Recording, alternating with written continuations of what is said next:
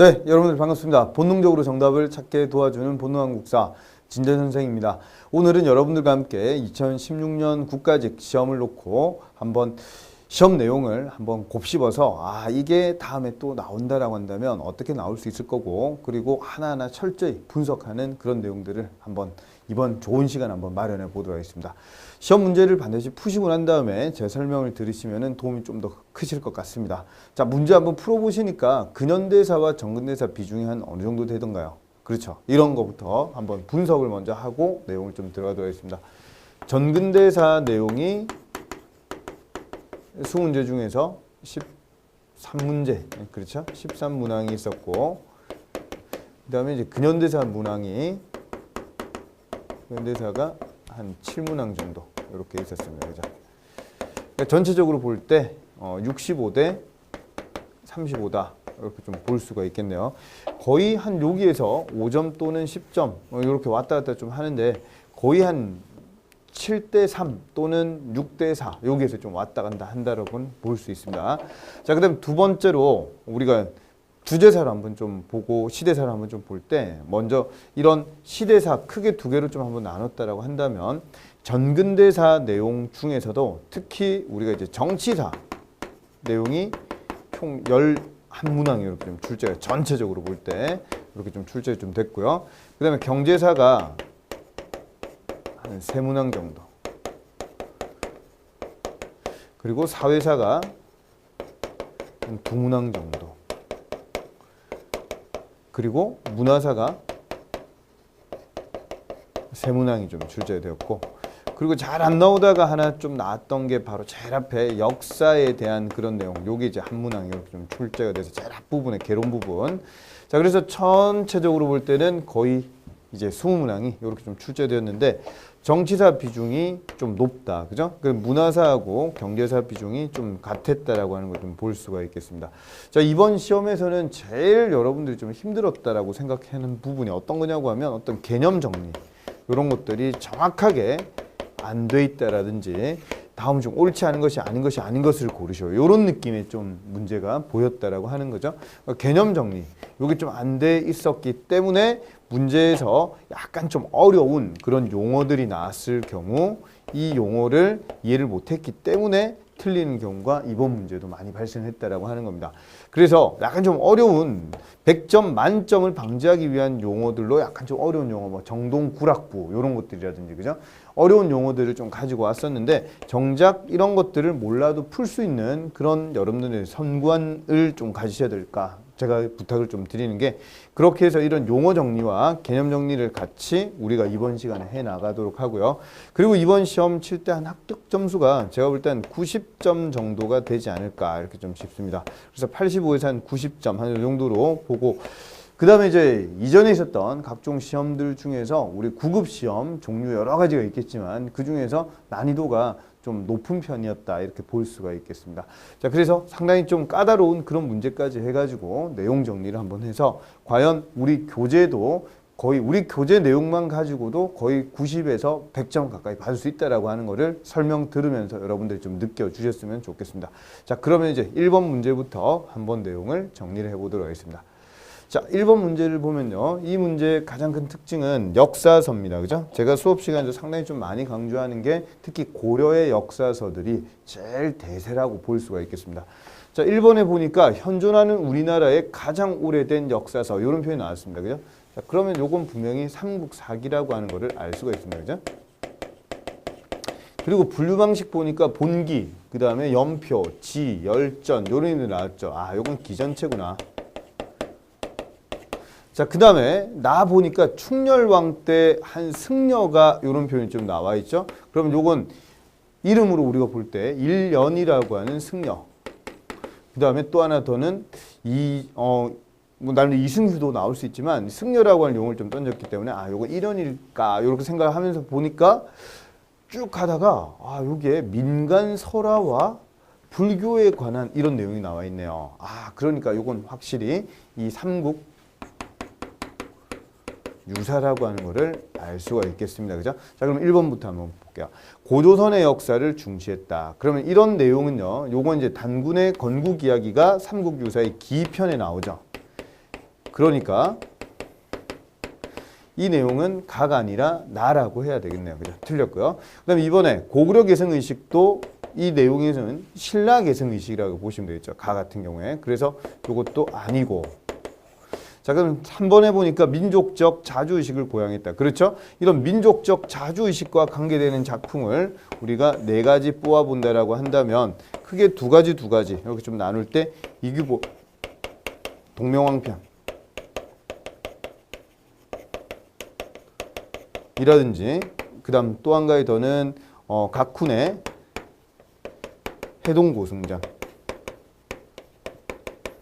자, 그럼 이런 작품들이 쓰여질 때는 시기상으로 볼 때는 요거는 무신직권기였다. 그죠? 무신직권기 때 요런 내용들이 있었고, 그리고 이 동명왕편 같은 경우에는 동국 이상국집에 있었죠. 그죠? 이런 내용도 우리가 수업 시간에 상당히 강조를 많이 했던 부분이고, 자, 그 다음 두 번째, 원간석기 때 쓰여지는 가장 대표적인 작품 두 가지를 보면은 하나가 바로 일연의 삼국 유사고, 하나 더는 이승휴의 제왕웅기라고 볼 수가 있겠죠.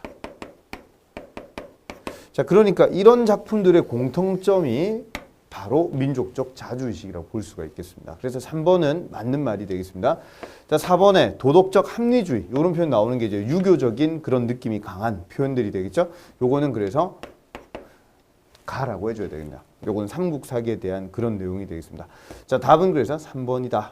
문제가 그렇게 어렵지 않았었어요. 그죠? 자, 그 다음 2번으로 한번 가보겠습니다. 자, 이 문제는 약간 좀 낯선 분들이 아마 있으실 거예요. 그죠? 정방폐지, 요렇게만 항상 생각하시면은 이거는 공민왕 아니가, 요렇게 생각을 좀 하시면은 답이 분명히 공민왕에 대한 그런 내용이라고 만약에 딱 했다라고 한다면 답은 4번을 하셨겠죠. 자, 근데 이름을 잘 보시면 사림원이라고 하는 이 기구와 그 다음에 소금전매제 이런 표현이 나왔는데 이게 바로 원간석기 때 있었던 그런 표현이다라고 하는 거를 좀 이해를 정확하게 하셨다라고 한다면 이건 충선왕 때 만들어지는 그런 내용이구나 이렇게 좀 알 수가 있겠습니다. 자, 그래서 정방에 대한 폐지는 한 4번 정도 이렇게 좀 언급이 좀 되기도 하는데요.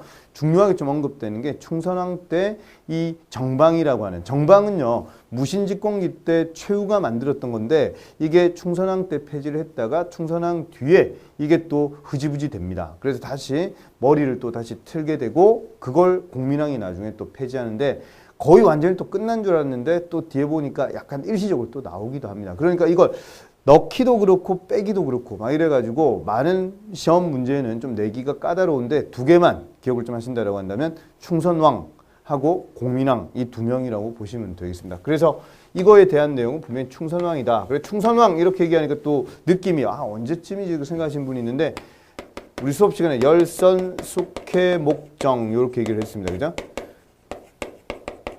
충열왕, 충선왕, 충수광, 충해왕, 충모광, 충경왕 이런 식으로 좀 된다라고 보시면 되고 이 내용은 바로 충선왕 때 대한 내용이다. 이렇게 좀 보시면 되겠습니다. 자, 그럼 1번 한번 볼까요?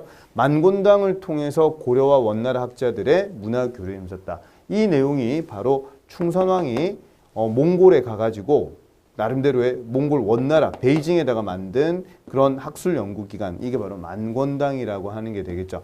그래서 이 문제가요 그에 대한 설명을 옳은 것이라고 했으니까 1번이 답이 된다라고 이렇게 볼 수가 있겠습니다. 그런데 만약에 이렇게 문제를 바꿨다 칩니다. 밑줄 친 그에 대한 설명이 아니라 이 시기에 대해서 만약에 물어봤다라고 한다면 이건 분명히 충선왕 때 대한 내용이지만 만곤당이라고 하는 거를 만들었을 때는 충숙왕 때, 요때 충선왕이 왕자를 물러나고 충숙왕 2년 정도 요때 만들어지는 게 그게 바로 만곤당이 되겠습니다. 그러니까 약간 좀 까다롭게 내면 그렇게 낼 수 있겠지만 1번이 분명히 충선왕이 한 거기 때문에 그라고 하는 표현이 나왔습니다. 그죠? 1번이 맞는 말이고요.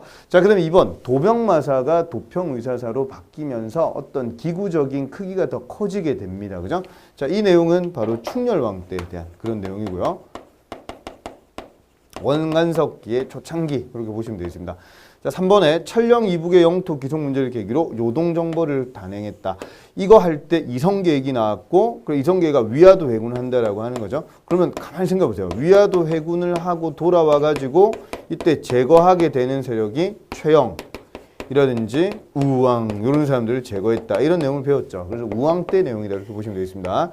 자, 3번 기철을 비롯한 부원 세력, 그러니까 원나라에 빌붙어 있는 그런 권문 세력을 숙청한다. 이런 내용이 나오는 게 바로 공민왕에 대한 내용이 되겠죠.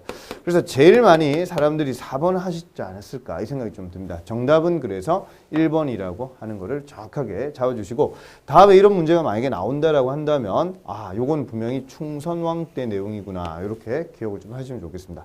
자, 다음 3번으로 한번 가볼게요. 자, 요 문제는 최근에 잘 안 나오는 형태의 문제인데요. 아마 이 네모 박스에 있는 내용이 딱 떴었을 때 여러분, 아, 이 뭐지? 어렵게 나오는 거 아닌가? 이런 생각을 좀 하셨던 분들이 있으셨을 것 같은데, 제가 분명히 말씀 좀 드렸죠. 이런 사료에 대한 탐구라든지 이런 역사, 사실로서의 역사나 기록의 역사가 나오면 뉘앙스 차이를 정확하게 잘 잡아주는 게 필요하다고 말씀드렸습니다. 그죠? 자, 그러면 보니까 역사를 바라보는 관점이 사실로서의 역사라고 하는 표현도 나와 있고, 그다음 또 기록의 역사라고 하는 게 나와 있는데, 지금 중요한 이거죠. 우리가 역사를 배운다고 할 때 이것은 역사가들이 선정하는 기록의 역사다. 이런 표현을 좀 냈습니다. 그죠? 자, 그러면 사료를 탐구하는 자세가 아닌 거를 한번 잘 보겠습니다. 1번, 사료라고 하는 거는 과거에 있었던 사실, 100% 이게 사실인지 아닌지를 정확하게 봐야 되겠죠. 그래서 외적 비판이라든지 내적 비판 이런 것들을 좀 해나가야 되니까 사실로서의 역사라고 판단한다 하면 안 되고, 이건 기록으로서의 역사이기 때문에 비판을 정확하게 해야 된다라고 하는 그런 내용이 되겠습니다. 그래서 1번은 말이 안 되는 그런 내용이고요. 2번, 사료를 이해하기 위해 그 사료가 기록된 당시 전반적인 시대 상황을 알아봐야 되겠죠. 그죠? 자, 그 다음에 사료 또한 사람에 의해서 기록된 과거이므로 기록한 역사가의 가치관을 분석해야 되겠죠. 그 다음에 동일한 사건 또는 같은 시대를 다루고 있는 여러 다른 사료들을 비교 검토. 그렇죠. 이런 것도 마찬가지 되겠습니다. 자, 정답은 그래서 1번이 말이 안 되는 그런 얘기가 되겠습니다. 자, 다음 4번으로 한번 가볼게요. 자, 4번 이 문제, 이 내용이 딱 던져졌을 때 여러분들이 또 근현대에서 좀 안 됐던 분들은, 정리가 안 된 분들은 이 내용이 상당히 또 어려울 수가 있습니다. 자, 내용 한번 잘 정리해 볼게요. 자, 이 결정문의 근거에서 실행된 사실입니다. 그러면 이게 나오고 난 다음에 뭐가 나오느냐, 이런 표현을 지금 얘기를 하고 있습니다. 자, 제가 수업 시간에도 말씀을 많이 드렸던 내용이 모스크바 삼국 외상회의가 상당히 중요하다고 했고, 그거에 대한 결과로서 등장하게 되는 게 찬탁이냐 반탁이냐 이런 것들도 나오게 되고, 그리고 모스크바 삼국 외상회의에서 얘기했던 게 그게 바로 미국하고 소련하고 미소공동위원회 요거에 대해서 연다라고 하는 게 들어있다라고 하는 내용을 배웠습니다. 그죠? 자, 그러면 한 번 더 여기 보시면 조선을 독립시키고 민주국가로 발전시키는 동시에 가혹한 일본의 조선 통치 잔재를 빨리 청산하자라고 했죠. 그래서 조선의 임시민주주의 정부를 수립한다. 자, 이 내용이 바로 모스크바 3국의 외상회의가 되겠습니다. 자, 모스크바 삼국 외상회의가 나올 때가 45년 12월 달이었었는데, 이거에 대한 결과로서 나온 걸 물어봤다 이 말이에요. 자, 1번 미소공동위원회가 개최되었다. 미소공동위원회는 총 2번에 걸쳐서 실시가 됩니다. 그죠? 하나는 46년 3월 달부터 5월까지 한 번 실시가 되었고, 그 다음에 두 번째로 47년도에 5월부터 해가지고 또 7월 달에 요때 또 개최가 되었습니다. 그죠? 자, 그러면 이번 시험은 이렇게 출제가 되었지만 다음에는 분명히 순서와 관계된 문제가 나왔을 경우 여러분들이 상당히 정리가 안 되면 어렵다라고 하는 거죠. 그래서 이 내용의 결과로서 이제 나오게 되는 게 이제 정읍 발언. 요게 실패하니까, 맞죠? 그래서 정읍 발언이 이승만에 의해서 나온다라고 하는 것도 기억을 하시고, 자, 그 다음에 이 47년 5월부터 7월까지 이것도 1차 미소공동위원회 실패, 2차도 실패하게 되죠.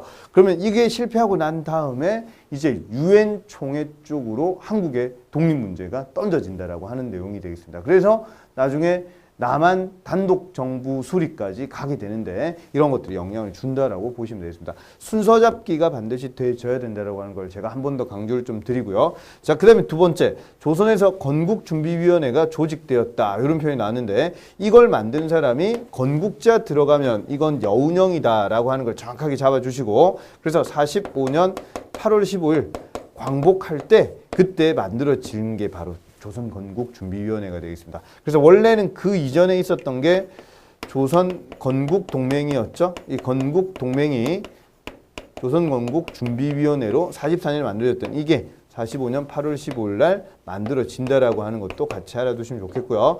자, 3번에 유엔 감시하에 남한에서 총선거가 실시가 되었다. 자, 보니까 이게 바로 48년 5월 10일이었다라고 하는 거죠. 그러니까 이 2차 미소 공동연회 결렬되고 유엔 총회로 갔다가 북한이 입국을 거부하니까 유엔 소총회로 넘어가게 되고, 그렇게 해서 안 된다 해가지고 김구 같은 경우에는 또 북한으로 김규식 데리고 올라가죠. 남북 협상을 올라갔다가 그건 실패하고 결국 5월 10일 날 총선거를 한다. 이런 개념이 되겠습니다. 그죠? 자, 그럼 4번에 한반도에서 미군과 소련군의 군정이 시작되었다. 요거는 45년 9월 달, 요때라고 보시면 되겠네요. 자, 그럼 문제를 딱 봤을 때 모스크바 삼국 외상회의의 결과로서 뭐가 나왔느냐 했으니까 미소 공동위원회가 나온다라고 하는 거 기억 꼭 하시고, 또 하나 더 기억을 반드시 또 하셔야 될 게 이 정읍 발언 뒤에 바로 나오는 내용이 46년 7월 달 요때 나오게 되는 게 좌우합작위원회였습니다. 그죠? 좌우합작위원회도 시험에 나오게 되면 김규식하고 여운형이 중심돼가지고 중도 좌파인 여운형, 그다음 중도 우파인 김규식이 여기에 상당히 큰 활동을 좀 하는데요. 이 좌우합작위원회는 나중에 10월 달이 되면은 좌우합작 7원칙이라고 하는 거를 발표를, 그러니까 이 좌우합작위원회라고 하는 이 개념하고요, 좌우합작 7원칙이라고 하는 개념하고 동일선상으로 보시면 되겠습니다. 자, 그거 할 때 미소공동위원회에 조속히 또 속개한다, 이런 내용이 또 나온다라고 하는 겁니다. 그래서 나중에 뒤에 2차 미소공동위원회가 또 열리지만 요게 실패하게 되고, 그래서 이런 거를 전반적으로 제일 좀 꿈꿨던 인물이 바로 여운형이었죠. 그래서 이게 실패하게 되니까 여운형도 나중에 해화동에서 암살당한다. 이런 내용까지 같이 기억을 하시면 좋겠습니다. 자, 문제 4번에 그래서 답은 1번이다. 이렇게 봐주시면 되겠네요. 약간 좀 처음 봤을 때는 까탈스러울 수 있는 그런 문제라고 보시면 되고, 그리고 여러분들이 이런 문제를 만약에 풀 때는 그러면 이거의 결과니까, 이걸로 인해서 결과니까 요건 뭘까라고 하는 걸 한번 가만히 생각해 보시면 어떤 문서들이 나올 때 그 다음이 뭘까를 한번 집중적으로 생각해 보시면 다음에 이런 문제는 절대 틀리지 않겠습니다. 그죠? 자, 5번으로 한번 가보겠습니다. 자, 5번 문제는 밑줄 친 사건에 대한 설명으로 옳은 것을 물어봤습니다. 자, 4, 5명의 개화당이 이런 표현이 나왔습니다. 분명히 지금 개화당 이런 표현이 나왔어요. 지금 개화당. 개화당이라는 표현이 나오면 요거는 급진 개화파에 대한 그런 내용이었습니다. 그죠? 급진 개화파를 다른 말로 개화당이라고 불렀고, 그리고 이거에 같은 말로 이제 독립당 이렇게 얘기를 좀 했습니다. 그리고 이거의 반대 내용이 바로 온건 개화파였었는데, 온건 개화파를 다른 말로 수구당이라든지 사대당 이렇게 얘기를 좀 했고, 그리고 이제 급진 개화파 애들은 지원을 좀 받는 게 일본이었죠. 일본이 지원을 좀 받는 거고, 온건 개화파 같은 경우에는 청나라의 지원을 받는다. 이렇게 생각을 좀 하시면 되겠습니다. 자, 그러면 이 사건이라고 하는 건 분명히 갑신정변에 대한 내용이라고 하는 걸 정확하게 여러분들 개념을 좀 잡아주시고, 자, 그럼 문제를 보니까 이 사건에 대한 설명으로 옳은 것을 물어봤다라고 하는 거죠. 자, 그러면 1번 봅시다. 정동구락부. 자, 정동이라고 하는 이곳이 이제 서울에 있는 정동인데요. 정치 1번가라고 좀 볼 수 있는 그런 곳인데, 이 정동구락부라고 하는 게 만들어지는 거는 나중에 1890년대 가가지고 이쪽에서 좀 이런 게 형성이 많이 되게 됩니다. 그래서 여기에서 손탁 호텔 이런 데서 뭐 커피도 한잔 하면서 여기에서 많은 얘기들을 좀 나누기도 하고, 좀 친미적인 이런 사람들, 물론 친러 사람으로 바뀌기도 하는 사람도 있겠지만 주로 이제 친미적인 이런 사람들이 주로 좀 활동을 했고, 여기 있는 사람들이 나중에 가가지고는 독립협회 활동을 좀 많이 하게 됩니다. 그러니까 이건 직접적인 연관이 있는 게 아니고 이거의 이후에 나오는 그런 내용이라고 보시면 되겠습니다. 그래서 1번은 틀렸고요. 2번, 일본군과 함께 경복궁을 침범했다. 자, 이 경복궁 침범 이런 얘기가 나오는 거는, 이거는 우리 1894년 청일전쟁 일어나기 직전에 이런 형태가 일본이 점령을 좀 했었었죠. 그래서 청일전쟁이 일어난다. 이런 내용이고, 차관 도입과 관계되는 가장 큰 인물이 제주도 지역 어업권을 넘겨주면서 차관을 도입을 좀 이렇게 하려고 했던 인물이 바로 김옥균이었죠. 자, 김옥균은 수신사로 간 적이 없습니다. 그죠? 그래서 이거는 아예 말이 안 되는 그런 내용이 되겠고요. 자, 그 다음에 4번에 일본 공사관이 불타고 일본군이 청군에 패퇴했다. 그렇죠. 자, 이런 내용이 바로 이제 갑신정변에 대한 내용이 되겠습니다. 그러니까 일본은 지원을 좀 한다라고 했다가 나중에는 결국 빠지게 될 수밖에 없다라고 하는 거죠. 왜냐고 하면 청나라 군대가 베트남하고 붙는다라고 해가지고 청푸전쟁 하러 이제 베트남에 이제 청푸전쟁을 하러 군대를 빼서 이제 가게 되니까 그때 이모군란 때 주둔했던 군대 중에서 청나라 군대가 일본 군보다 훨씬 많았었는데 청나라 군대가 약 2분의 1 정도 빼서 가게 되니까 아 이제 한번 해볼 만하다 생각하다가 이런 일을 당했다라고 하는 겁니다. 그죠? 자, 이런 식으로 되다 보니까 나중에 가서 조약 이름은 우리가 두 가지 기억해야 될 게 있죠.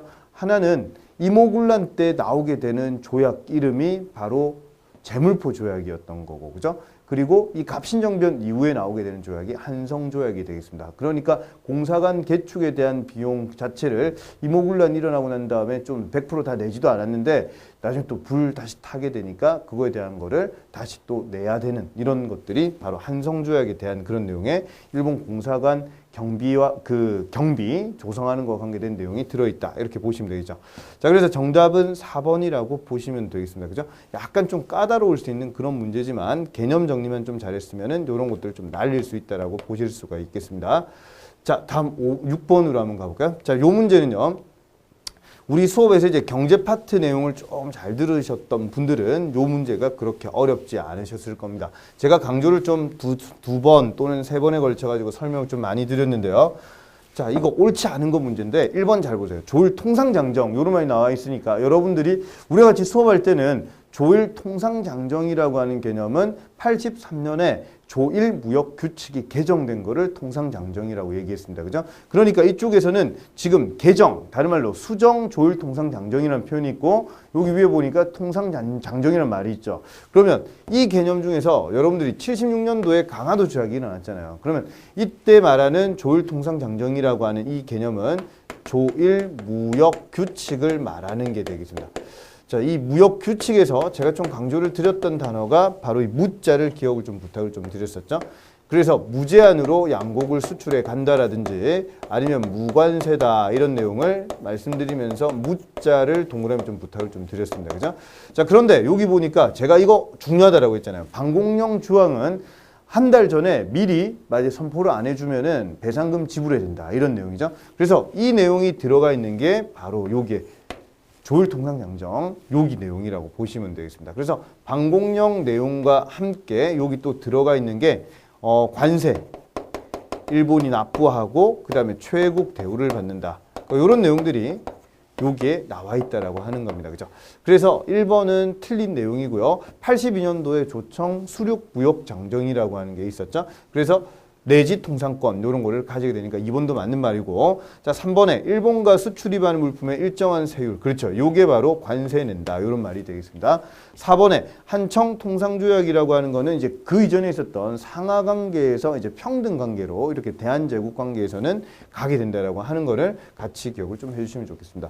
자, 정답은 그래서 1번인데 많이 이 문제도 정리가 안 되신 분들은 틀릴 수 있는 그런 문제였다 이렇게 좀 볼 수가 있겠네요. 자, 다음 7번 문제로 한번 가보겠습니다. 자, 7번 같은 경우는 이제 삼국시대를 전체적으로 통사 형식으로 백제에 대한 내용을 좀 이렇게 물어보는 문제가 되겠습니다. 자, 그러면 제일 먼저 한번 잘 보세요. 여기에 자, 1번 한번 보니까 기원전 18년에 건국을 했고 온조가 건국했고 웅진으로 천도를 했다. 요때 이제 계로왕이 계로왕하고 죽었죠. 그리고 문주왕이 수도를 옮기게 된다. 그죠? 자, 그리고 538년 사비천도, 여기 이제 성왕에 대한 그런 내용이 되겠습니다. 그죠? 6세기에 진흥왕에게 배신당했던 성왕. 자, 그리고 660년에 나당 연합군한테 이제 사비성이 함락된다라고 하는 그런 내용, 백제가 멸망한다 이런 건데 665년에 문무왕하고 부여융하고 같이 나름대로의 이제 유인원이라고 하는 당나라 장수하고 함께 회맹을 백제 땅에서 맺게 됩니다. 그러니까 이때부터 해가지고 이제 완전하게 좀 싸우고 이런 모습이 좀 사라진다라고 보실 수가 있겠죠. 나당 연합에 의해 가지고 사비성이 좀 함락되고 난 다음에 이때는 이제 백제 부흥운동이 많이 나올 때라고 보실 수가 있겠습니다. 그죠? 자, 그래서 백제 부흥운동의 가장 대표적인 인물이 우리 수업 시간에 이런 걸 배웠죠. 복도에서 흙바람이 불었다. 이게 바로 백제 부흥운동이었잖아요. 그래서 복신, 그 다음에 도침, 복도에서 술 마셨다 이렇게 수업 시간에 얘기했다. 그죠? 그러니까 복심과 도침은 주류성에서 활동을 했다. 자, 이 내용이 바로 4번에 나와 있네요. 그죠? 복심과 도침 등이 주류성에서 분사를 일으켜 사비성의 당나라 군대를 공격했다. 그렇죠? 이 내용이 요 안에 들어가줘야 되겠습니다. 그럼 분명히 4번이라고 하는 거는 분명히 맞는 말이 되는 것 같고요. 자, 그 다음에 흑치상지 같은 경우에는 나중에 이제 임존성에서 활동을 하다가 예산 근처 임존성에서 활동을 하다가 흑치상지는 또 나중에 당나라에 귀순을 해서 당나라의 유명한 장군이 되는 사람이 바로 흑치상지가 되겠습니다. 그 다음에 바람 얘기 나왔으니까 요거는 왕자 이름이 풍이었죠. 풍. 그죠? 자, 요런 이름이 있는데 실제로 의자왕은 왕자 수만 한 53, 4명 정도 된다라고 합니다. 그렇죠? 그래서 의자왕 때 좌평 41명을 만든 적이 있는데 그 41명을 의자왕 아들들로 다 구성을 한 적도 있고 막 그렇다라고 보시면 되겠죠. 아들 얼굴도 기억이 잘 안 날 거예요. 넌 몇째야? 예, 저는 27번째입니다. 뭐 이런 식으로 얘기하는 거죠. 예, 그게 이제 의자왕 때다 이렇게 보시면 되겠고. 자, 다시 한번 더 그럼 정리해 보면 4번은 분명히 맞는 말이라고 보면 되고. 자, 1번 봅니다.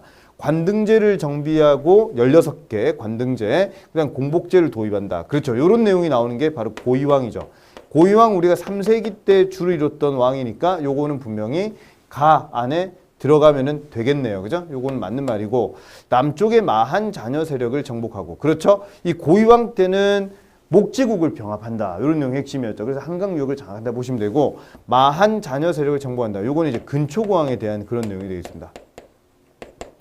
자, 그래서 근초고왕이 이 남쪽의 마한 자녀 세력을 정복하고 그러면 이 내용이 들어야 되는 거는 근초고왕 얘기가 좀 나왔는데 가만히 한번 보세요.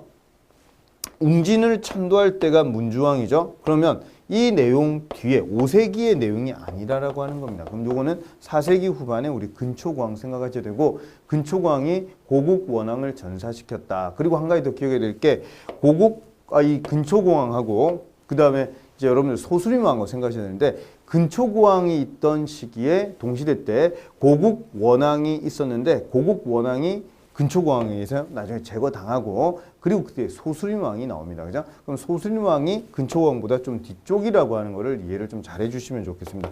자, 그럼 2번 같은 경우에는 요건 틀렸다. 그죠? 요거는 분명히 가라고 가야 되겠고요. 자, 그 다음에 3번에 보니까 신라와 연합해서 한강 유역 일부를 수복했으나 얼마 후 신라에게 뺏기게 된다. 자, 요런 내용이 바로 성왕에 대한 그런 진흥왕의 배신 이런 내용이 되겠죠. 이것도 맞는 말이 되겠습니다. 자, 한 문제 가지고 여러분들이 백제에 대한 전반적인 큰 흐름이 좀 잡혀져야 되는 그런 문제인 것 같습니다. 정답은 그래서 2번이다 이렇게 볼 수가 있겠네요. 자, 다음 8번으로 한번 가보겠습니다. 자, 다음 자료에 나타난 통일신라 시대의 신분층과 연관된 설명으로 옳은 것은 자, 이런 문제는 상당히 여러분들 좀 감사합니다 하면서 좀 맞춰줘야 되는 그런 문제라고 볼 수가 있겠습니다. 보니까 통일신라 시대의 신분층 중에서 이런 거를 할 수 있는 사람이 누구겠습니까? 녹이 끊이지 않고 보니까 사람이 엄청 많고 그죠? 그래서 보니까 바다 가운데 섬에 기르다가 활로 쏴 잡은 그리고 이런 거 가능한 건 분명히 진골이겠죠. 진골. 자, 그러면은 신라 관등 총 17개 중에서 특히 이 5등급 이름이 있고 6등급 이름이 있는데 5등급까지 절대 올라가지 못하는 애들이 바로 6등급까지 이 아찬까지만 올라가는 애들 이 대하찬이라고 하는 곳에는 절대 올라갈 수 없는 근접할 수 없는 인물이 바로 육두풍이라고 하는 거죠. 자, 그럼 문제를 한번 잘 보겠습니다. 1번 보세요. 관등 승진의 상한선은 아찬까지였다. 아찬이라고 하는 거는 여기까지요. 그러면 요건 육두품에 대한 내용이라고 하는 겁니다. 그죠? 자, 그럼 2번 도당 유학생의 대부분을 차지했다. 그러면 이 내용 같은 경우에도 당나라 유학 가는 그런 애들이기 때문에 이런 애들의 가장 큰 특징은 바로 육두품 출신이 되겠죠. 주로 학문과 종교 쪽의 일을 한다라고 보시면 되겠습니다. 자, 그 다음 3번에 돌무지 덧널 무덤이 제일 신라에 통일되기 전에 전반적인 그런 모습이었는데 이게 통일 전후 해가지고 달라지게 되는 무덤이 바로 이제 고구려라든지 백제 영향을 받는 돌실 굴방 무덤 요런 무덤 형태가 이제 발달하게 된다든지 아니면은 십이지 진상 이런 것들을 무덤 주위에 이제 둘레돌로 이렇게 한다. 그러니까 이런 내용이 나온다라고 하는 겁니다. 그죠? 이게 이제 통일신라 시대에 많이 나타나는 그런 모습이라고 화장 이런 것도 유행하게 되고 그죠? 자, 그러니까 돌무지 덧널 무덤은 삼국시대 때 내용이고 지금 보니까 통일신라 시대니까 이것도 맞지 않습니다. 자, 그리고 시급 이런 말이 나왔는데 여기서는 녹 이런 말 나왔지만 여기 시급이라고 하는 표현이 지금 나왔죠? 시급이라고 하는 표현은 군대에서 봉을 세웠다든지 아니면 왕족 같은 경우에 국가에서 지급을 하는 그런 케이스고 전장이 바로 이게 대농장을 말합니다. 그러니까 이런 거를 기반으로 가지고 있다 하니까 이게 바로 진골에 대한 내용이다. 이렇게 볼 수가 있겠죠. 정답은 그래서 4번이 되겠습니다. 그죠? 자, 문제가 그렇게 어려운 문제는 아니었다라고 하는 거 생각하시고 1번, 2번은 육두품에 대한 내용이 분명히 맞으니까 요거는 분명히 아니다. 이렇게 요걸로 가야 되기는 그런 문제라고 볼 수가 있겠습니다. 자, 9번으로 한번 가볼게요. 자, 이 문제 우리 수업 시간에 임진왜란 순서 잘 잡으셨던 분들은 제가 임진왜란 월별로 끊어가지고 설명도 막 드리고 이렇게 좀 했었는데 이게 이해가 잘 되셨으면 분명히 이 문제 분명히 맞췄습니다. 그죠? 자, 그러면 임진왜란 때 주요 전투 벌어진 내용을 한번 잘 보겠습니다. 이거는. 자, 기억에 보니까 제일 큰 용어가 지금 행주산성 이런 표현이 좀 나와 있다라고 하는 거예요. 그죠? 자, 그 다음에 니은에 보니까 평양성 탈환 이런 말이 좀 나와 있고 디귿에는 이 진주성 이 진주 대첩이 크게 2번이 있습니다. 그렇죠? 그래서 요거에 대한 내용과 함께 그 다음에 이순신의 한산도 대첩 이런 이름이 좀 나왔네요. 자, 그러면 큰 틀로 우리가 한번 가로로 한번 좀 보겠습니다. 자, 제일 먼저 첫 번째로 1592년 날짜 많은 책들에 보면은 양력하고 음력하고 막 혼선을 좀 빚는 경우가 상당히 많습니다. 그래서 해설, 나중에 여러분 또 한번 다른 해설도 한번 쭉 한번 나중에 보시게 될 거지만 뭔가 음력과 양력이 막 섞여 있는 이런 문제들이 좀 많아요. 그러니까 내용적으로 볼 때 한국의 제일 큰 문제가 지금 음력이냐 양력이냐 이게 정확한 표현이 좀 안 적혀 있기 때문에 상당히 뭔가 월 가지고 문제를 내기에는 좀 까다롭지만 그래서 이제 순서 잡기가 중요하다라고 하는 게 되겠습니다. 그렇죠? 자, 그럼 다시 1592년 5월 23일입니다. 5월 23일. 요때 이제 임진왜란이 일어나게 되는데 자, 그러다가 신립장군 여기 임진왜란이 일어나서 부산성 털리고 맞죠? 부산진 털리고 동래성도 털리게 되고 쭉 올라가다가 나중에 6월 한 7일 정도 요 정도가 되니까 신립장군이 또 탕금대 전투에서 또 패배하게 됩니다. 자, 그리고 난 다음에 서울까지 진격해서 올라가는 게 거의 한 20일 정도밖에 안 된다라고 하는 거죠. 그러니까 20일 만에 서울이 탈환이 된다라고 하는 일본 입장에서 볼 때는 그죠? 자, 그러면서 이제 고민을 상당히 좀 많이 했던 전투 그게 바로 8월 달에 있었던 8월 한 14일 정도 광복절 하루 전날 정도 양력으로 지금 우리는 표현하고 있습니다. 요때라는 게 바로 한산도 대첩이 되겠습니다. 임진왜란 3대 대첩 중에서 제일 먼저가 바로 이 한산도 대첩이다. 요걸 생각을 좀 하나 해두시고 자, 그리고 쭉 가다가 한 11월 한 7일 한 요 정도쯤 됩니다. 11월 달에 요때 이제 진주성 전투, 진주 대첩 여기서 김시민 장군이 잘 막다가 총탄에 맞고 결국 누워있다가 전사하게 된다라고 하는 그런 내용이죠. 병사하게 됩니다. 자, 진주혈전 또는 진주대첩 이렇게 얘기를 좀 하게 되는데 자, 그러다가 93년 시기상으로 볼 때 1월 달에 요때 이제 명나라의 원군이 우리나라에 들어오게 되고 자, 그리고 난 다음에 이제 93년 2월 달 요때가 되면은 평양에서 평양을 나름대로 이제 명나라 원군이 좀 오고 난 다음에 평양을 탈환을 하고 평양을 우리가 탈환합니다. 류성룡이 중심에서 이걸 좀 탈환하고 난 다음에 그리고 난 다음 93년 2월 달 이 협공에 좀 밀려서 우리가 벽제관 그러니까 고향 그쪽 일대에서 약간 좀 고립을 당했던 권율이 행주산성으로 들어가게 됩니다. 그래서 93년 2월 달 요때 나온 게 바로 행주대첩이라고 보시면 되겠죠. 그렇죠. 행주치마 상당히 큰 역할을 했던 대첩이 바로 행주대첩이라고 보시면 되겠습니다. 자, 그리고 그 뒤에 가서 이제 휴전 얘기가 좀 나오게 되고 나중에 뒤에 가서 97년 하반기로 가면서 정류재란이 일어나고 그리고 이제 명량이라든지 아니면 노량 이렇게 나오면서 98년 시기상으로 볼 때 12월 달 양력으로 그때 전쟁이 완전 끝나게 됩니다. 그러니까 거의 시기적으로 볼 때 한 7년 정도의 전쟁 얘기지만 본격적으로 전쟁한 거는 앞에 바짝 1년, 뒤에 바짝 1년 이렇게 해서 2년 정도라고 보시면 되겠습니다. 자, 그러면 여기까지 있는 내용을 우리가 순서를 좀 잡아본다라고 한다면 제일 먼저 와야 되는 내용이 바로 이순신 얘기가 제일 먼저 나와야 되겠죠. 자, 그 다음 두 번째로 와야 되는 내용이 바로 그렇죠. 이 디귿 내용이 되겠고요. 자, 그리고 난 다음에 요거 그 다음에 이렇게 완전 거꾸로 가네요. 그죠? 리을 디귿, 니은, 기역 이렇게 가니까 답은 4번 이렇게 봐주시면 되겠습니다. 자, 임진왜란과 관계된 내용 또 다음에 기회 될 때 한 번 더 강조를 좀 드리고 이순신의 이 한산도 대첩, 이 하객진 전법이라고 하는 거는 전 세계 해군 사관학교에서 다 배우고 있다라고 하는 것도 상당히 좀 뿌듯한 그런 얘기라고 볼 수가 있겠습니다. 그죠? 자, 10번으로 한번 가볼게요. 자, 현물로 바칠 벌꿀 한 말의 값은 본래 목면 세 필이지만 몰입에 들은 이를 먼저 대납하고 네 필 이상을 거두어 갑니다. 이런 폐단을 없애기 위해 이 법을 시행하면 보니까 이 폐단을 뭔가 이런 목면 벌꿀 막 이런 용어가 나오는데 이거는 토지세에 대한 내용도 아닌 것 같고 군력에 대한 내용도 아닌 것 같죠. 그러니까 이거는 복납에 대한 내용이니까 이 법을 만약에 시행한다면 부유한 양반 지주가 원망한다라고 했죠. 그러니까 뭔가 특산물, 이 공납이라고 하는 거를 냈는데 요게 원래 내던 어떤 가호 단위로 집집마다 내던 그런 형태에서 뭔가 변화가 있었다라고 하는 겁니다. 그죠? 그러니까 양반 지주가 원망을 하겠죠. 토지 결에 따라 가지고 토지에 대해서 부과를 한다. 그렇죠. 이 내용이 바로 1608년에 광해군 때 원년에 나오게 되는 이게 바로 대동법이 되겠습니다. 자, 대동법은 원래 이게 실시될 때 이 원래 이름이 선해법이었습니다. 선해법, 선해청. 그러니까 이 기구 이름 기억을 꼭 좀 해주셔야 되겠습니다. 선해법. 이게 바로 베푼다 이런 개념이 되겠죠. 이게 바로 대동법. 이렇게 좀 봐주시면 되겠고. 자, 이게 광해군 때 제일 처음에 경기 지역에서 출발했다가 나중에 이게 점점 확대가 되죠. 확대가 되다가 나중에 숙종 때가 되면 황해도를 거점으로 해가지고 마지막으로 라인이 다 만들어지게 됩니다. 그러니까 경기부터 해가지고 뒤에 가서 이제 충청이라든지 전라 지역, 경기 다음에 이제 강원도 갔다가 강원도에서 충청 전라로 가게 되고 그리고 나중에 경상도 지역까지 가게 되면서 황해도, 이게 제일 마지막으로 가는 곳이라고 보시면 되겠네요. 자, 그럼 문제 보겠습니다. 1번 토지 결수를 과세 기준 삼았다. 그렇죠?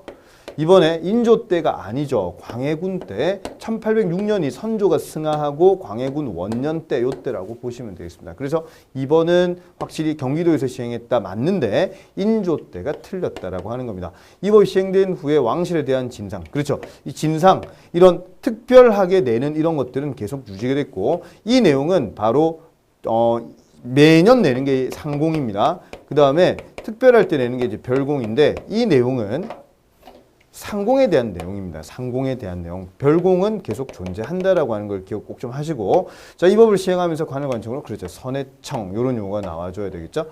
자, 그래서 정답은 2번이다. 이렇게 보시면 되겠습니다. 자, 여기까지 10문제 이제 풀어봤고요. 계속 이어서 한번 좀 가보도록 하겠습니다. 자, 11번 문제를 보니까 밑줄 친 왕 때 사실로 옳은 것을 물어봤습니다. 자, 그러면 여러분들 이제 공부 좀 하셨으면 요 왕은 분명히 어느 왕인지를 여러분들이 잡으실 수가 있을 겁니다. 가장 대표적인 힌트가 바로 여기 순도 이런 이름이 나와 있고요. 그죠? 만약에 문제 풀는데 말 안 한다 이런 말이 나오면 이거는 백제에 대한 침류왕에 대한 내용일 거고, 그죠? 순도 이런 이름이 나오면 이거는 고구려에 대한 그런 내용이네요.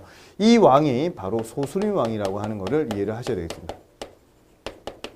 자, 이게 들어올 때가 시기상으로 볼 때 372년 요때라고 보시면 되겠습니다. 여기에서 나중에 12년 딱 지나면 384년 요때 가서 침류왕 때 백제에도 불교가 들어온다라고 하는 거죠. 그러니까 12년 상간으로 고구려가 먼저 들어왔다라고 하는 거니까 이게 바로 해동불법의 시작이다. 이런 표현을 쓴다라고 하는 겁니다. 자, 그럼 문제를 한번 잘 보겠습니다. 자, 1번 역사서인 신집을 편찬했다. 원래 역사서는 신집이라고 하는 게 있는데요. 요거 말고 유기라고 하는 게 있습니다. 유기. 유기는 그 추정하는 설에 따라 가지고는 특히 뭐 소수림왕으로 좀 보는 사람도 있고 여러 명이 좀 있겠지만 이건 어느 왕 때 추정한 거기 때문에 이거는 시험에 나오진 않습니다. 그런데 이 신집이라고 하는 게 딱 나올 때가 바로 600년이에요. 요게 이제 딱 나올 때가 600년인데 요때 왕이 바로 영량왕이래요. 영량왕. 영량왕 이러면 왠지 뭔가 이제 영양탕 같고 막 이렇죠? 예, 이 612년에 나오는 사건이 살수대첩입니다. 그러니까 살수대첩 전에 만들어진 이게 바로 신집이라고 보시면 되겠습니다. 그래서 이문진이라고 하는 태학 박사가 중심에서 만든 거. 그럼 요건 시기상으로 볼 때는 600년이니까 이제 시기로 한 7세기 정도로 가는 그런 내용이니까 요건 답이 안 되죠. 자, 그 다음에 이번에 진대법 요런 말이 나왔으면 194년에 근초공왕이 요거는 이제 고국 천왕이 만든 거니까 194년에 요것도 답이 될 수가 없다라고 하는 거고요. 자, 세 번째, 그렇죠. 태학을 설치했다. 이 내용이 나오는 게 바로 태학 설립, 율령 반포, 불교 수용. 그렇죠. 이게 바로 소순일왕 빅3 참 잘 나오는 그런 키워드 용어라고 보실 수가 있겠습니다. 그죠? 요 내용이 바로 소순일왕에 대한 그런 내용이 되겠네요. 자, 그 다음에 4번에 왜 종이와 먹의 제작 방법 전해줬다. 요게 바로 담징이죠. 담징이 넘어갈 때가 거의 한 610년 정도 이렇게 좀 되거든요. 역시 영양왕 때 정도 된다라고 보시면 되겠습니다. 정답을 찾으면은 정답은 3번. 네, 이렇게 봐주시면 되겠죠. 약간 좀 까탈스러울 수 있지만 여러분들 순도 이런 이름들 그래서 소순일왕 이름을 잘 기억하셨다라고 한다면 문제 그렇게 또 어렵지 않으실 수 있는 그런 문제가 되겠네요. 자, 12번으로 한번 가보겠습니다. 자, 1920년대 제가 일제강점기 내용에서 10년대, 20년대, 30, 40년대 중에서 제일 많이 강조했던 파트가 20년대라고 말씀을 좀 드렸었죠. 20년대는 국내 민족주의 운동과 사회주의 운동이 같이 맞물려 돌아가는 시기면서 만주 지역, 간도 지역 이쪽에서는 무장 투쟁 운동이 상당히 거세게 일어나는 시기라고 보시면 되겠습니다. 자, 그럼 1번 한번 볼까요? 대종교 인사들이 신민부를 결성했다. 자, 우리 참정신 생각나십니까? 참의부, 정의부, 신민부. 자, 이렇게 참정신이 나오게 되는 거는 바로 자유시 참변 당하고 난 다음에 21년에 자유시 참변 당하고 이런 것들이 23년에서 25년 요때 다듬어진다라고 했죠. 이 뒤의 내용이 바로 미스야 협정이라고 하는 거였습니다. 그래서 신민부가 완성이 이제 된 때는 25년이라고 좀 보시면 되겠고요. 자, 그 다음에 봉오동 전투, 청산리 대첩 이게 일어날 때가 3.1운동 다음 해니까 1920년이죠. 20년 6월 달에 요때 이제 봉오동 전투, 홍범도 장군의 봉오동 전투, 그리고 10월 달에 청산리 대첩 이런 것까지 같이 기억을 하시면 되겠습니다. 그러면 이것도 맞는 말이고 이것도 맞는 말인 것 같고요. 자, 그 다음에 국민부가 결성되었다. 이런 표현이 좀 나와 있는데 이 국민부라고 하는 개념이 나중에 이제 미스야 협정이 25년에 나오고 난 다음에 삼부 통합운동을 하게 됩니다. 그래서 삼부 통합운동을 하면서 국민부가 결성될 때가 거의 한 29년 정도 이렇게 좀 보시면 되겠습니다. 자, 이 국민부 내용 나오는 것도 역시 20년대 내용은 맞죠. 그죠? 자, 그래서 이 국민부 밑에 있었던 정당이 바로 조선혁명당이라고 하는 그런 거였고 그 다음에 이 국민부 말고 하나 더 우리가 기억을 좀 따로 생각을 좀 해줘야 될 게 그게 바로 혁신의회라고 하는 거죠. 혁신의회가 한 28년 요때 정도 이제 좀 만들어져 가지고 나중에 이 밑에 정당으로 만들어지게 되는 그 내용이 바로 한국 독립당이 되겠습니다. 그래서 한국 독립당 산하에 있는 군대가 한국 독립군이고 맞죠? 그 다음에 조선혁명당 밑에 있는 군대가 조선혁명군이 되겠습니다. 자, 그러면 4번 한번 잘 보세요. 한국 독립군이 그렇죠. 한중연합작전 이런 표현이 나오면 30년대 초반이라고 하는 걸 기억을 좀 하시면 되겠습니다. 그래서 우리 시험 이제 공부하시기 전에 이제 이 문제 풀기 전에 본강 이제 들으셨던 분들은 제가 이제 지청천 얘기를 좀 했어요. 지청천은 쌍사대하고 하나 더 동, 쌍사대동 이렇게 하나 기억을 좀 해달라고 말씀 좀 드렸었는데 요 내용 중에서 이런 쌍성보 사도하자 대전자령 동경성 이런 게 30년대 초반에 대한 그런 내용이고 이 동경성 전투 요거는 또 33년에 대한 그러니까 쌍성보 전투 이런 것들은 이제 32년 요때고 나머지 내용들은 요거는 33년 요때 정도의 그런 한중연합 작전으로서 일본을 무찌르는 그런 내용이라고 보시면 되겠습니다. 자, 그래서 전반적인 이런 내용들 중에 1번, 2번, 3번 같은 경우에 20년대 내용이고 4번에 다음에도 한번 또 한중연합 작전 이런 표현이 나오면 요거는 분명히 30년대다라고 하는 개념을 잡아주시면 좋겠습니다. 정답은 그래서 4번이 되겠습니다. 약간 좀 까탈 수 있는 그런 문제라고 볼 수가 있겠습니다. 자, 13번으로 한번 가볼게요. 자, 다음 자료와 같은 현상이 나타난 시기의 사회 모습에 대한 설명으로 옳지 않은 걸 물어봤는데 근래 세상의 도리가 점점 썩어가고 가서 돈 있고 힘 있는 백성들이 가진 방법으로 군력을 회피한다. 자, 군력 회피 이런 말 나왔습니다. 자, 그리고 간산아전과 한통속이 되어 뇌물을 쓰고 호적을 위조하여 유학이라 칭하면서 면역하거나 다른 고을로 옮겨가서 스스로 양반 행세를 한다. 아, 이런 모습이 좀 나오네. 그죠? 호적이 밟지 못하고 명분에 곤란함 지금보다 심한 적이 없다. 자, 요렇게 나왔는데 이거 언제지 생각하는데 여러분들은 제일 큰 힌트를 잡으셔야 됩니다. 일성록이라고 하는 개념은 왕의 일기인데 요걸 처음 쓴 사람이 바로 정조가 왕세손으로 있을 때였죠. 그래서 정조 이후의 사람들은 이런 것들을 계속 썼다라고 하는 겁니다. 아, 그럼 분명히 이게 조선 후기라고 하는 개념을 잡아주셔야 되는데 그렇죠. 우리 수업 들으신 분들은 요거 조선 후기 이렇게 바로 탁 잡으실 수가 있을 겁니다. 그죠? 자, 그럼 문제 보겠습니다. 1번. 사족들이 형성한 그렇죠. 동족 마을. 왜냐고 하면 양반의 권위가 점점 약화가 된다라고 하는 느낌이 좀 강하기 때문에 뭉쳐 살아야 되겠다 이런 생각을 좀 많이 가지게 되죠. 그래서 1번은 맞는 말이고요. 자, 2번. 향회가 수령의 붓의 자문기구로 변질되면서 이 향회라고 하는 이 모임 자체가 뭔가 유향소 이런 사람들의 힘이 상당히 많이 약해진다라고 하는 겁니다. 수령의 힘이 강해진다 이런 표현이 영조 말 정확하게 얘기하면 한 정조 때부터 해서 수령이 이런 권한이 엄청 강해질 때라고 보시면 되고 맞는 말이 되겠죠. 이것도. 자, 그 다음에 세도 정치 기간 때도 수령의 파워가 세니까 그 마술쇼가 일어나는 거죠. 매관 매직쇼가 막 생기는 거죠. 그죠? 관직 사고 파는 그런 게 세도 정치 때 나오는 거는 수령의 권한이 강하기 때문에 이렇게 보시면 되겠습니다. 자, 그럼 3번에 유향소를 통제하기 위해서 경제소가 설치된다. 이 경제소가 나름대로 조선 초에 이제 세워지는데 경제소가 나중에 1603년이 되면은 선조 때 가서 선조 말기 때 이게 혁파가 돼요.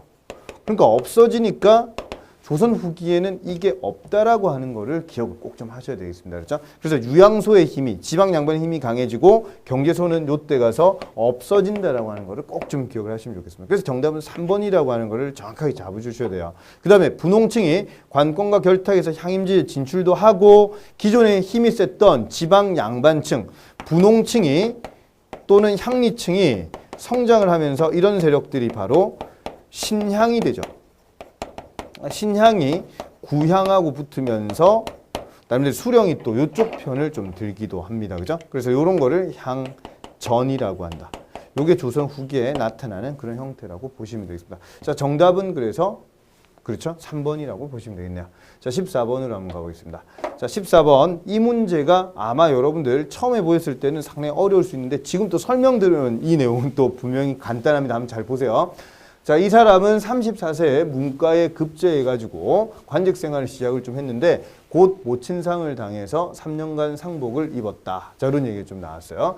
자, 그리고 3년상이 끝나고 관직에 복귀하였으나 을사사화 이런 얘기가 나왔죠. 아, 그러면 이런 내용들이 좀 등장하면은 분명히 사화에 대한 내용 중에서 명종 때 나오는 사화 이런 내용이란 말이에요. 그러면 분명히 나이상으로 볼 때는 분명히 이는 아닌 것 같아요. 그죠? 이는 나중에 선조 때 그때 사람이라 이렇게 보시면 되니까. 그래서 관직 생활의 뜻을 접고 46년 그렇죠. 1546년 40대 중반의 나이에 향리로 퇴거해서 가만히 한번 보세요. 임진왜란 얘기 나올 때인데 1592년에 그때 살아 있었으면은 나이가 그러면 이가 뭐 몇 살이었겠어요. 맞죠? 그러니까 이거는 이는 아니다라고 하는 겁니다. 그럼 요 중에서 여러분들 이와 관계되는 내용이 있는지를 한번 좀 이따 볼 겁니다.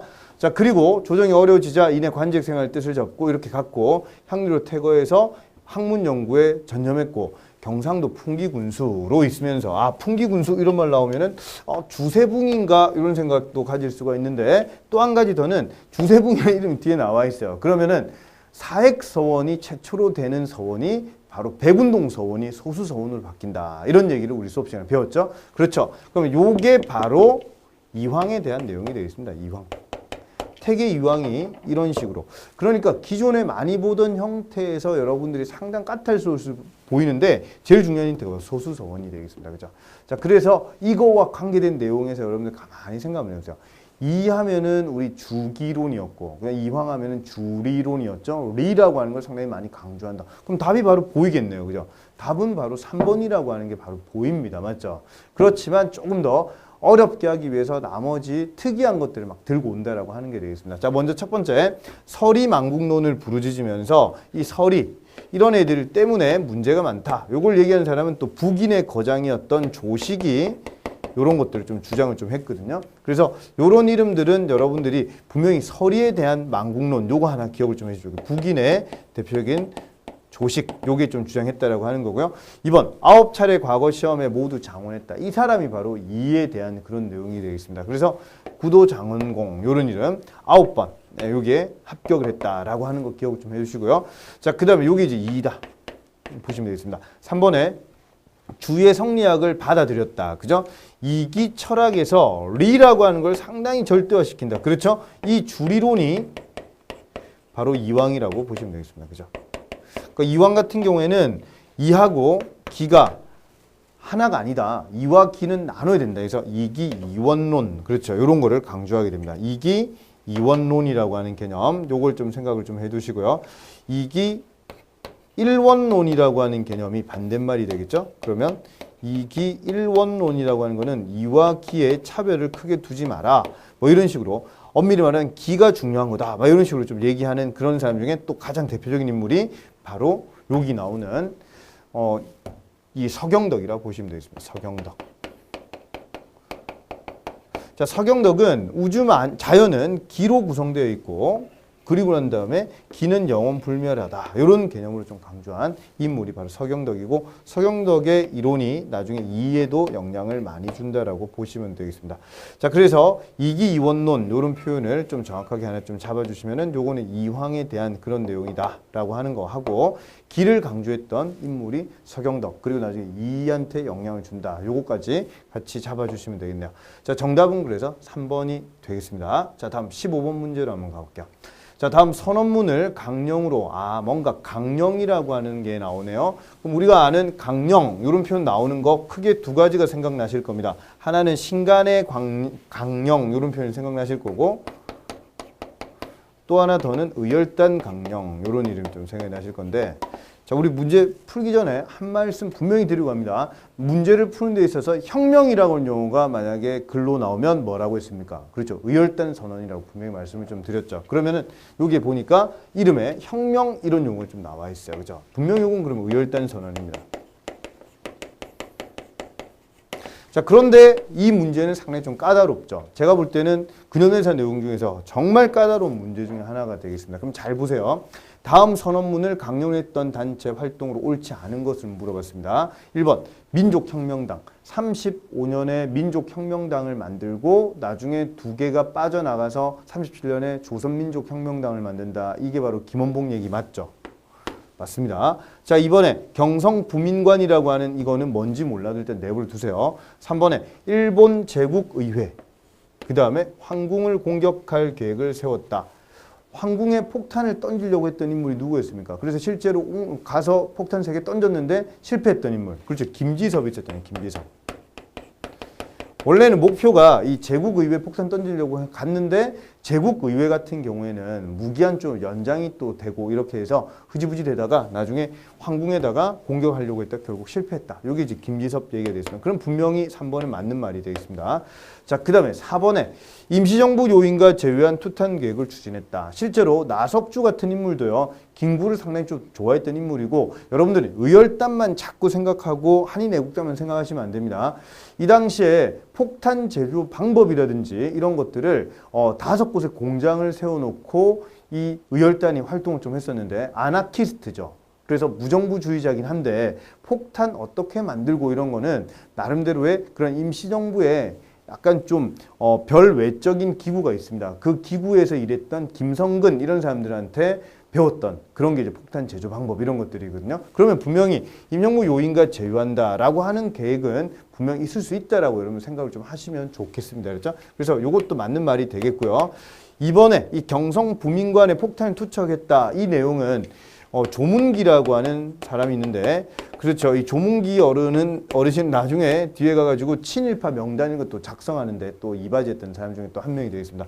이 조문기가 45년 7월 달에 요때 이 경성부민관 요게 폭탄을 좀 투척해가지고 이 당시에 일본 애들 많이 이제 오는 행사장에 요걸 좀 하려고 했는데 요것도 이제 나름대로 투척이 좀 되었던 그런 사건인데 이번은 잘 안 나오는 그런 내용이니까 여러분들이 좀 무시하시지 말고 요런 내용도 하나 있었다라고 보시면 되겠습니다. 그런데 요거는 의열단하고는 관계가 없는 사건이라고 하는 걸 광복 바로 직전이다 이렇게 좀 보시면 되겠고요. 그러니까 이런 이름들이 이제 등장하게 되니까 조금 있다가는 나중에 흑색 공포단 이런 이름이라든지 여러 가지 우리가 기존에 유형으로 볼 때 일제강점기 때 생각하지 못했던 그런 위인들도 많이 등장할 가능성이 앞으로 좀 복선으로 깔려지지 않았을까 이런 생각이 조금 듭니다. 그죠? 백정기 요런 분도 나중에 흑색 공포단 이런 것들도 나중에 한 번 더 정리를 한번 할 수 있도록 하겠습니다. 자, 정답은 그래서 2번이다. 이렇게 좀 보시면 되겠네요. 의열단 선언, 다른 말로 요거를 조선 혁명 선언이라고 한다라고 하는 것도 기억 꼭 좀 하시고 이걸 작성한 사람이 바로 신채호 선장이었다. 그죠? 1923년에 쓰여진다라고 하는 것도 같이 봐주시면 좋겠습니다. 자, 16번으로 한번 가보겠습니다. 자, 16번 문제는 다음 상한이 나타난 시기에 추진한 정부 정책으로 옳지 않은 걸 물어봤습니다. 자, 그러면 내용을 한번 잘 보세요.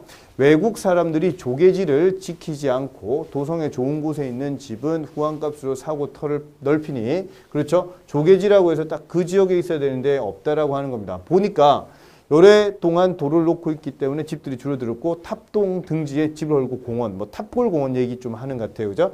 결국 집 없는 사람이 태반될 것이다. 매일신문, 요 이름이 좀 나왔는데 이 매일신문이 바로 협성회 회보. 요게 바로 이제 매일신문. 대한매일신보가 아닙니다. 지금 요 같은 경우에. 그래서 요런 이름을 여러분들이 꼭 기억을 좀 한번 해주시고 매일신문이라고 하는 이 신문이 1898년에 만들어졌다가 나중에 99년에 좀 없어져요. 이 신문이. 그러니까 이때는 바로 대한제국기다. 이렇게 좀 보시면 되겠죠. 자, 그러면은 1번부터 해서 4번까지 내용을 한번 가만히 한번 보세요. 자, 1번. 경운궁을 전궁 삼았다. 그렇죠. 광무개혁하는 그 고종이 환궁하는 그때니까 대한제국 때 경운궁에 있었다. 이게 지금 덕수궁이잖아요. 1번 맞는 말이고요. 한성은행이 97년, 그 다음에 대한천일은행이 99년. 그렇죠. 우리 문화파트 할 때 이런 내용들 경제하고 같이 할 때 설명 좀 드렸고요. 이렇게 국가 관료들이 좀 들어가면서 이런 은행들을 만들었다. 이것도 대한제국 때 맞고요. 자, 중추원을 개조하여 우리 옛 법령과 풍속을 연구했다. 아, 중추원은 이거를 고종이 개가를 하고 허락을 좀 했지만 본격적으로 실시되지는 못하고 일제강점기 10년 때도 이름만 넣어놓고 있다가 20년대부터 해서 친일파들이 많이 양상되는 그런 기구가 되겠습니다. 그래서 중추원이라고 하는 것은 본격적으로 활동하지 못했다라고 하는 걸 기억하시면 3번은 틀린 말이고요. 자, 한성전기회사가 있었고 서울의 전차, 그렇죠. 홍릉까지 가는 그런 전차가 만들어졌죠. 왜냐하면 고종이 명성황후 무덤까지 가보고 싶을 때 행차를 하면 모스라고 하는 미국인이 이걸 전차를 만들면 훨씬 더 경비도 절약되고 좋을 겁니다. 해서 만들어진 게 99년에 만들어지는 전차라고 보시면 되겠습니다. 그죠? 자, 그래서 청량리 쪽에 홍릉까지 가는 그런 게 이제 전차로 만들어졌다라고 하는 게 특징이 되겠습니다. 이것도 그러면 맞는 얘기가 되겠네요. 그죠? 자, 정답을 찾아보면은 정답은 3번이라고 볼 수가 있습니다. 자, 약간 문화하고 같이 경제적인 내용도 같이 맞물려 있는 그런 문제라고 좀 볼 수가 있겠습니다. 자, 다음으로 17번으로 한번 가보겠습니다. 자, 밑줄 친 이 사상에 대한 설명으로 옳지 않은 거 물어봤는데요.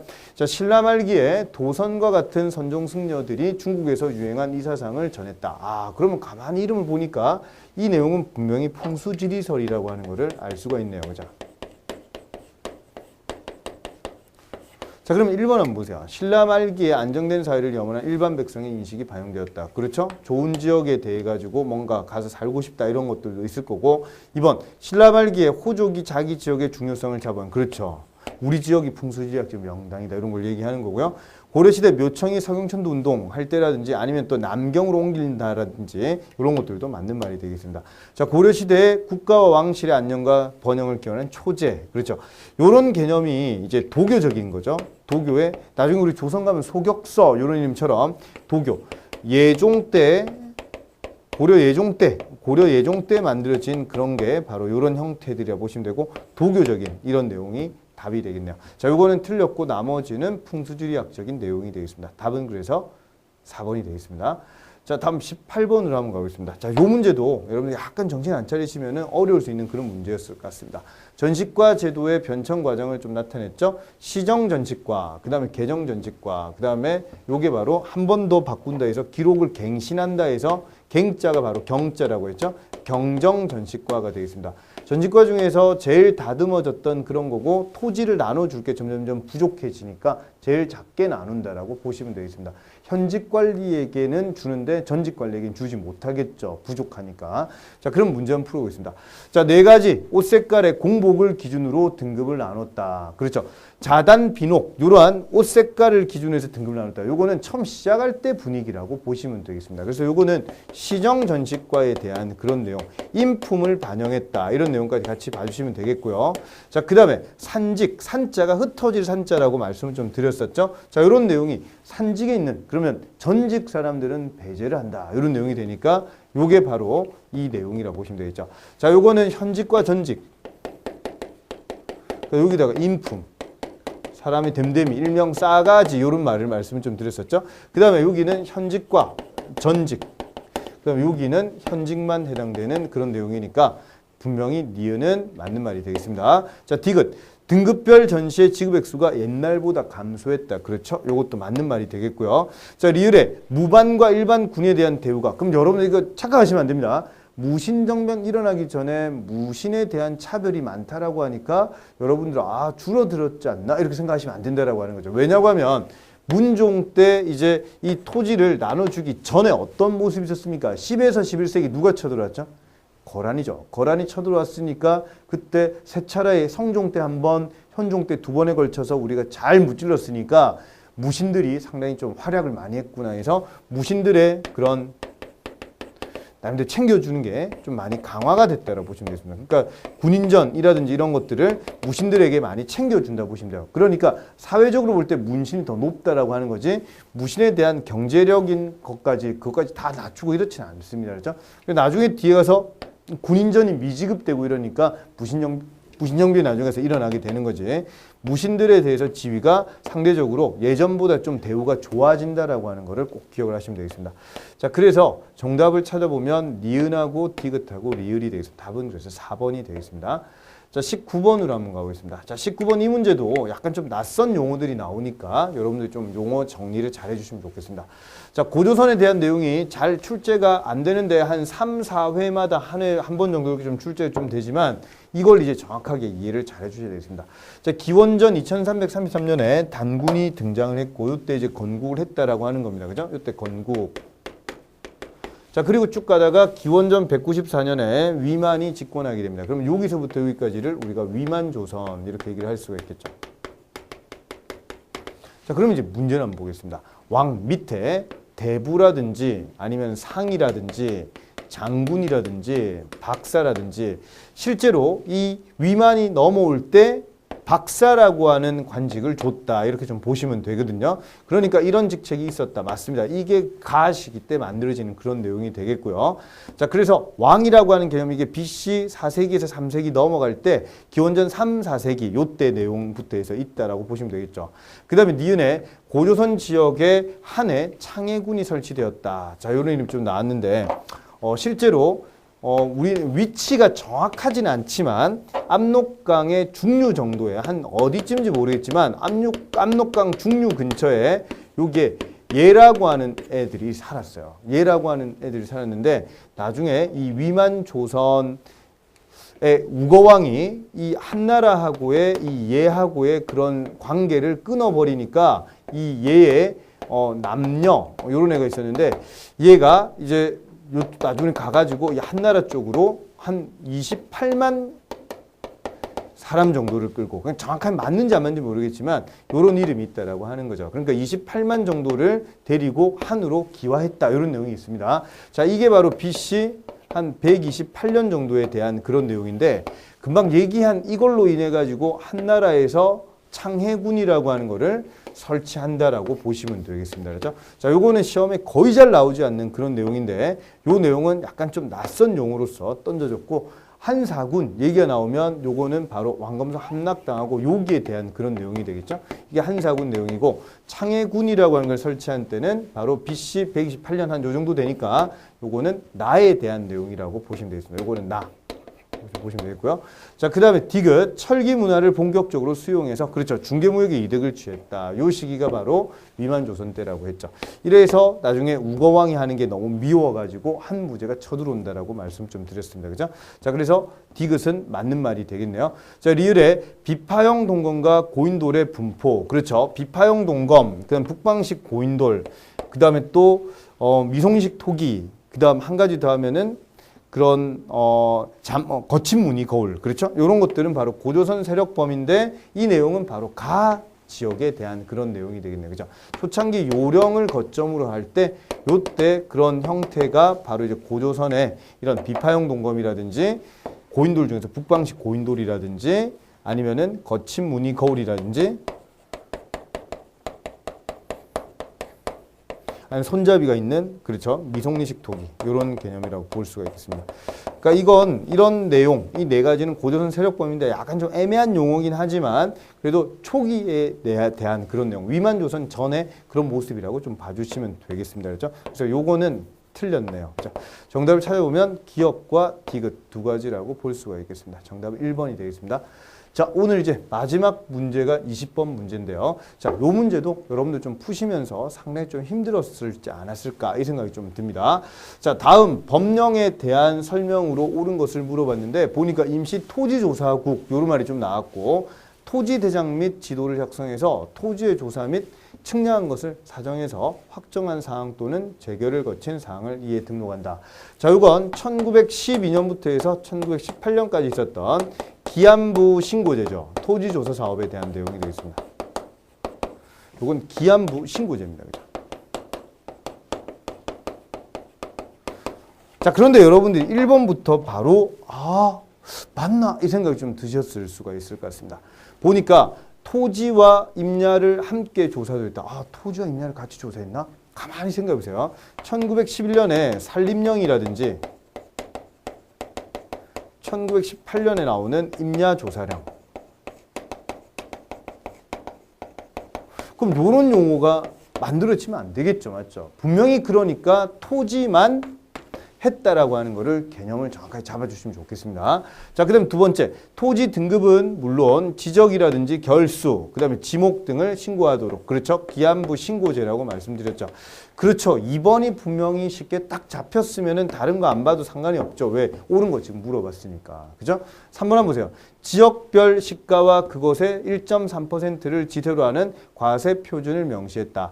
그래서 이런 것들도 이제 나름대로 토지의 지세령과 좀 관계되는 그런 내용인데 요것도 1916년 요때 가가지고 나름대로 이제 지세령. 그래서 16년, 18년 한 요 정도 가서 요런 게 좀 나온다라고 하는 게 되겠습니다. 확정이 좀 될 때가 거의 요때쯤이나 좀 보시면 되겠고요.